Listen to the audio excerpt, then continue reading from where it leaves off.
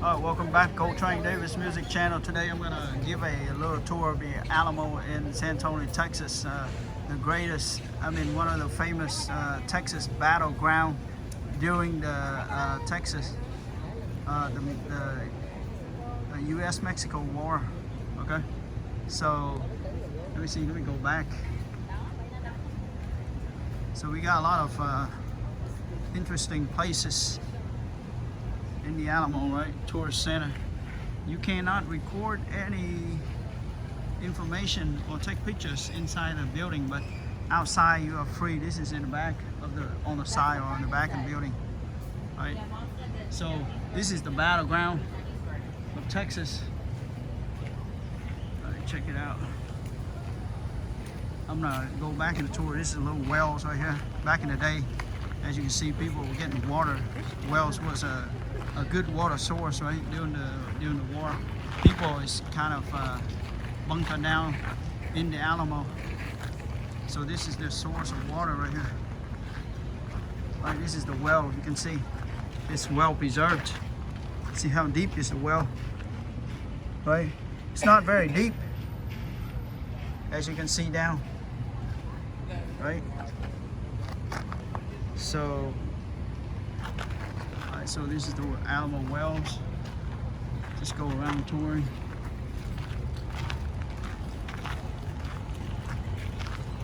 It's kept very nicely preserved.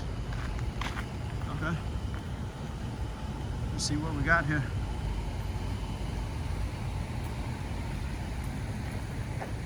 This is directed by the grateful recognition of a supreme act of heroism of the 32 men from Gonzales who gave their lives in the Alamo in response to the appeal of Travis. Right. So later on we're going to find out who's Travis is. So these are the walls of fame of all those heroes of the Alamo. It's quite a historical site. I mean, when they mention Texas, everybody's kind of mention the Alamo. Lest we forget, title of the Alamo mission was probably acquired through her efforts, and her personal fortune was converted by Claire Driscoll to the state of Texas, September 5th, 1905, that the sacred shrine be saved from the encroachment of the commercialism and stand through eternity a monument incomparable to the immortal heroes who died that Texas might not perish. It's March 2nd, 1927, 2 years prior to the Great Depression. This is during the time when the economy in the 1920s, the United States economy is booming, soaring right after World War II. Leading to the market bubble of 1929, the Great Depression, the Dark Tuesday. There's a lot of history here. Okay, so this is, all right, here's a little historical. This is the ruins of the habitation of the friars and Indians. Refrigerator, kitchen, and other regular offices in the second patio. There was a gallery with weaving rooms and rooms for storing materials and utensils. The habitation of the Indians forms a large plaza and square with a church and convent. Through the middle of the plaza ran an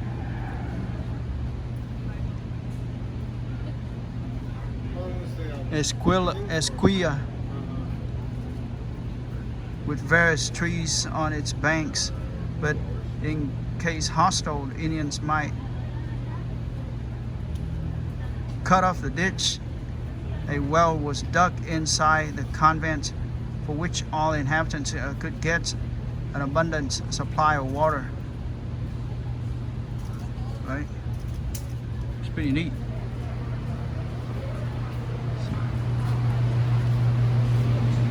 water machine over here. This has nothing to do with the Alamo. See what we got here.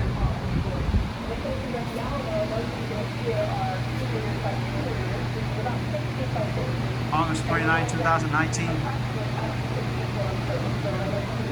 Archaeologists excavate the wells. This is a convent and church where a lot of inhabitants were hiding out.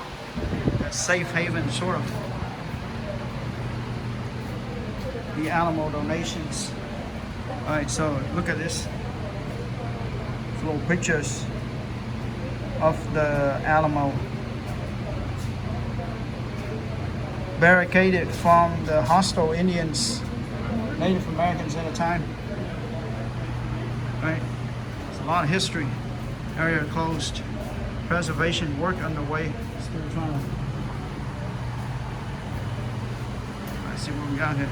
I think that's the cannon shooting. Archaeology for preservation. A colorful long barrack.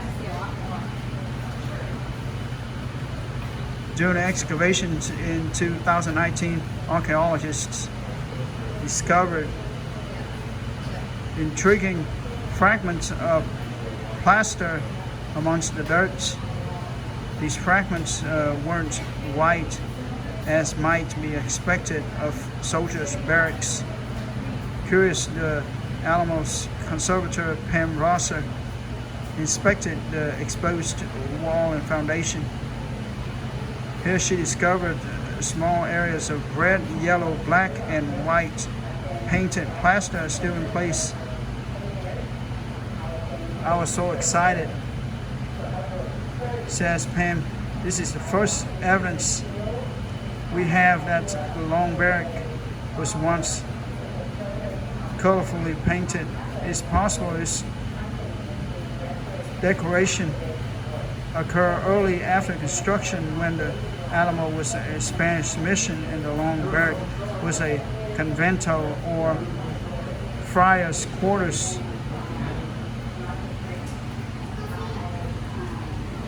Top right, the Alamo conservator Pam Rosser examines the fragments of painted plaster. Writes these small fragments of plaster were found below ground and are painted with red, ochre, or vermilion. So she was pretty happy that she discovered. Right. And now we're progressing more toward the statues. I can barely see the letters, so that's why I kind of read slowly. Archaeology of preservation.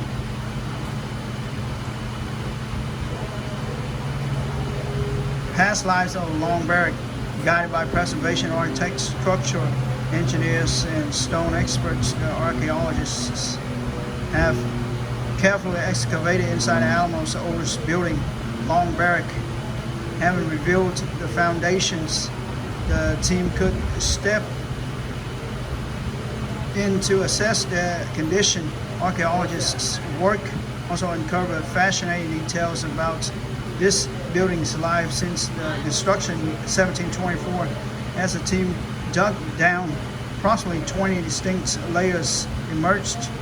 Each one was either a compacted floor surface or the sediments accumulated in between.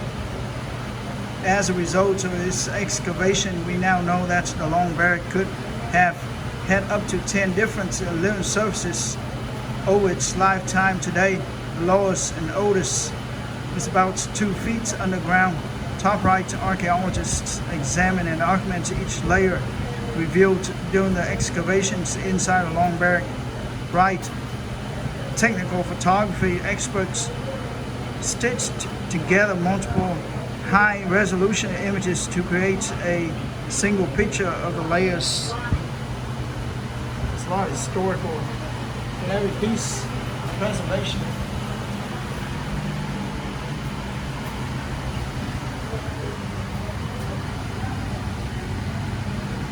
Canary Island settlers brought this millstone to San Antonio bones. Oh wow. This little millstone here. Canary Island settlers brought this millstone to San Antonio.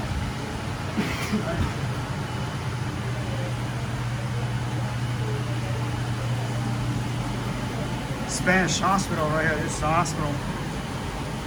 Interesting. Alamo holds the distinction of housing the first recorded hospital in Spanish Texas. It was established in 1805 by Manuel Antonio Cordero by Bustamante, acting governor of Texas, took care for soldiers stationed on the frontier. Ryan, his superior, informed him of the following information and provided without any cost whatsoever. The equipment are partly rooms and chamber in a secularized mission, San Antonio de Valero, as a military infirmary. I have had it provided with beds made of reeds in order to avoid the dampness of the ground. The patients of all companies on posts who may be sent here will be placed in them under the necessary care of a nurse, a woman to take care of the kitchen, and guard of the company of the Alamo, which is stationed in that mission infirmary, which occupied an upstairs portion of the old convento or long barrack, was provided with 30 beds with wooden frames.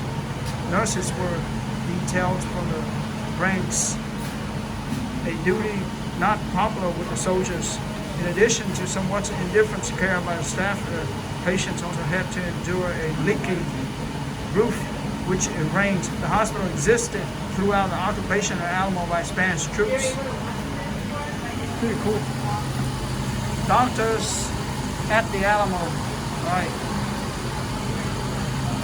Armies on campaign must care for their sick and wounded. The provisional government of Texas commissioned a number of doctors to serve as surgeons during the Texas Revolution following the Battle of Bexar, which occupied in December 1835. An infirmary was established at the Alamo to care for the wounded. At that time, the surgeons were Samuel Stevers and Amos Pollard, heroes of Texas. The departure of Stevers left Pollard as senior surgeon of the garrison in San Antonio, a post he held during the siege and the battle. Sergeant Pollard, who trained at Vermont Academy at Castletown, was not the only doctor at the Alamo. John Purdy Reynolds, who assisted Pollard, studied at Jefferson Medical College in Philadelphia. At least 5 other members of the garrison had medical training: William D. Howard, Edward F. Mitchison, John W. Thompson, and John H. 4C. Records indicate that the hospital was located in the second floor of the long barrack. Dr. Amos Pollard by Harry Anthony DeYoung, 1940, the Alamo collection. Pretty cool. Alright, so now we're going to coming over the statues right here. I think this is the entrance right here, erected. So this is sort of a convento, church, hospital.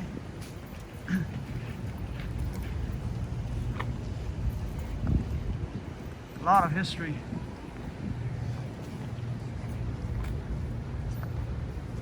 All right, so now we go out back in the front.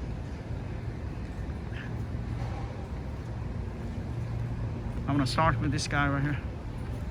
I don't know what particular order it is. This gentleman right here is William Barrett Travis, right, holding the short.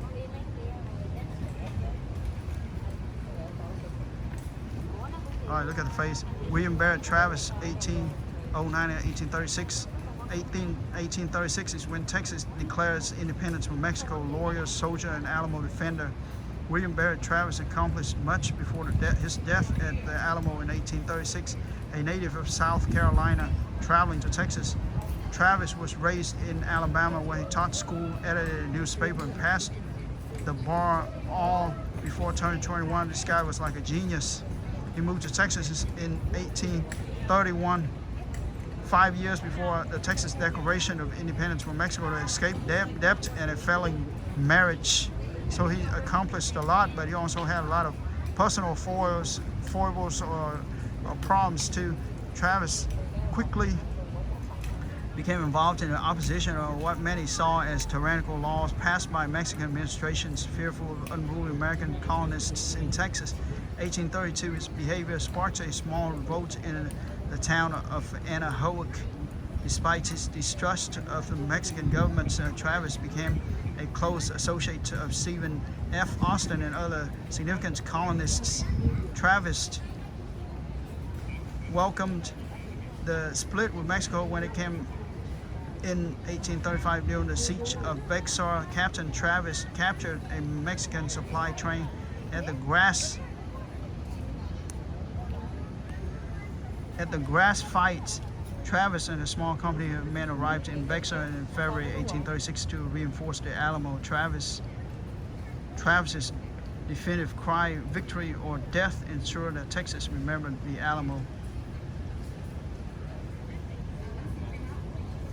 It's by artist Glenna Goodacre, donor City of San Antonio, Sea World San Antonio. Right, you cannot touch any of these preservation statutes. All right, the next one.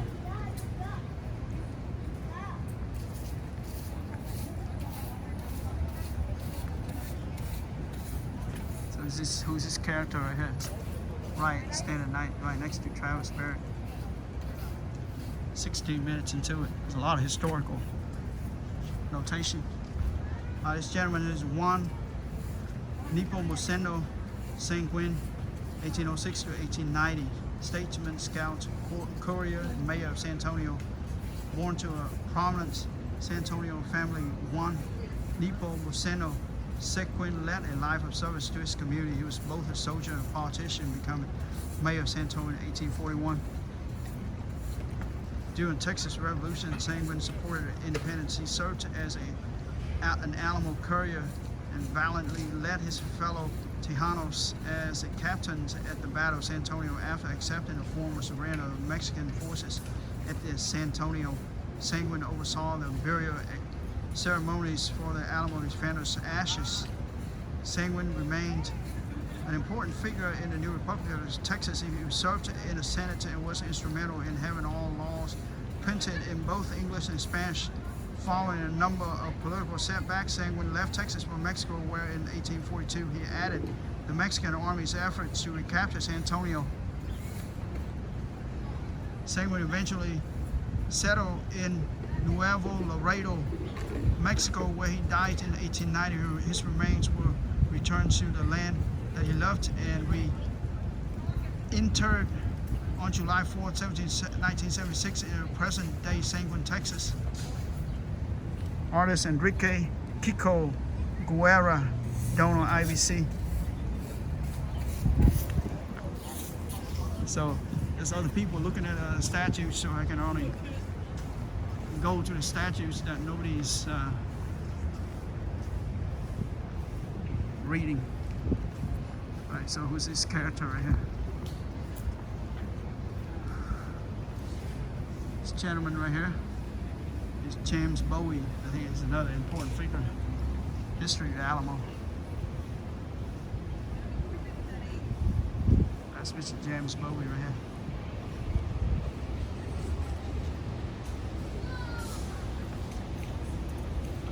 James Bowie, 1796-1836, frontiersman, entrepreneur, soldier, and Alamo defender. James Bowie represented the fluid nature of the frontier. Born in Kentucky but living in Missouri and Louisiana before finally settling in Texas. Along the way, he gained reputation as a deadly duelist with a knife. Bowie traveled to Texas in 1830 after experiencing several business setbacks. He quickly established a connection to Martin D. Veramendi, a powerful San Antonio D. Bexar merchant politician, by marrying his daughter Ursula. This alliance would be cut short when Martin and Ursula died of cholera in 1833. So James Bowie, right? A natural leader, Bowie played an important role in the Texas Revolution. Concerns over the defense of Bexar, General Sam Houston and Bowie and a small band of volunteers to investigate the situation. Once there, the town's commander James C. Neal and Bowie declared that they would rather die in these ditches then give up his post to the enemy. Bowie and William B. Travis served as co-commanders of the Alamo until Bowie became so ill that he was confined to his sick bed, where he was killed on March 6, 1836. March 1836 is when Texas declares independence from Mexico. All right. Finally got a statue of a prominent figure, right? Female figure. Right. She must be a very prominent figure, right? Susanna Dickinson, 1814 to 1883, Alamo survivor and businesswoman and a native of Tennessee.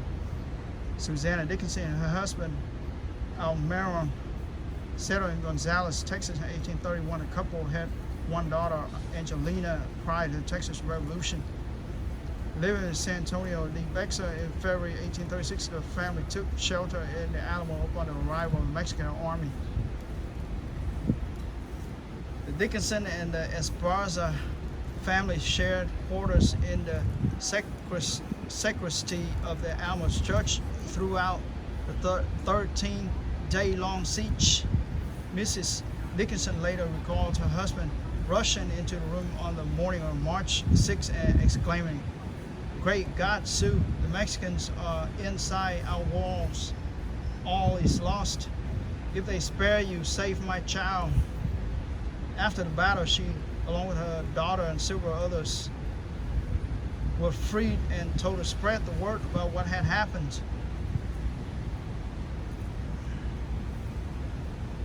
Although Texas government eventually compensated the widows of the Alamo, life was hard. Susanna endured several bad marriages before marrying Joseph William Hannick. The couple settled in Austin, where Susanna ran a boarding house until her death in 1883. Contributed by artist Bruce Green, donor Zachary family.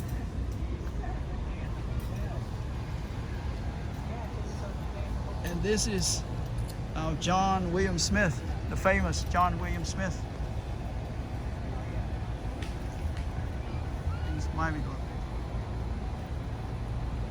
Look from far away view with the sun glare. I'm not sure you can see the picture clearly, but this is our famous William Smith. So try to look at all the angles. Now keep in mind all the statutes in different states of the United States must not carry connotation of endorsing slavery, because that's been a big controversial issue, and a lot of statutes been taken down, especially in a lot of those southern states, as the ones that are proudly proclaim themselves as the Confederate States. Right. So this is Mr. William Travis, John William Smith, El Colorado, 1792 to 1845. Okay. Virginia-born John William Smith gains fame for the role he played in early Texas history. Smith, nicknamed El Colorado for his red hair, arrived in Texas in 1827 and settled in San Antonio and New Mexico. He became fluent in Spanish, moving easily among the diverse cultures in the town. Smith's best-known achievements came during the Texas Revolution. In December 1835, Smith helped guide the Texans through the streets during the Battle of Mexico. On February 23rd, Smith left the Alamo carrying William B. Travis's plea for help, returned in March 1st with 32 men from Gonzales. He left again on March 3rd, this time with a letter from Travis to the convention meeting in Washington on the Brazos. Smith was with the Texan Army at the Battle of Jacinto on April 21st, 1836. Smith had several public offices during the Republic of Texas. He served as mayor of San Antonio in 1837 to 1838 and in 1840 to 1844. He also held the offices of postmaster, Indian commissioner, alderman, tax assessor, board of land commissioners, clerk, probate court clerk, and county treasurer. He died of pneumonia in 1845 while serving as senator in the Texas Congress. Artist Chris Navarro, known as the Marshall T. Steve's Senior Family, the Tobin Endowments, Robert and Ann Tucker, Mower and Barrel, Zachary. All right, so Mr. John William Smith, right, thanks for taking our Train Davis music channel, and that's pretty much the conclusion of our Alamo visit. Right, so carrying different flags that's related to Texas. I can recognize the few flags, the United States flags, right? The Lone Star flags, Mexican flag, things French, and then a Spanish flag.